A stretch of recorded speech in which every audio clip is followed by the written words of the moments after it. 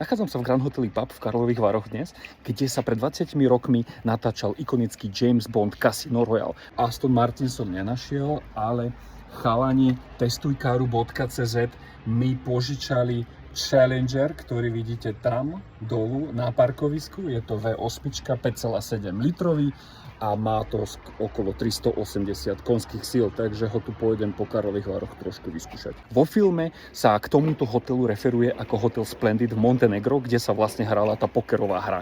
Niekoľko scén sa vlastne natáčalo tu v hoteli Pub v Karlových Varoch a bola to scéna napríklad z recepcie, ako si James vyberá kľúče k jeho ikonickému Aston Martin DBS. James dostal kľúče na recepcii v obálke a išiel na parkovisko si odomknúť jeho ikonický Aston Martin DBS, ktorý ešte stále aj teraz po 20 rokoch na trhu nenájdete pod $100,000 za ikonický Aston Martin DBS.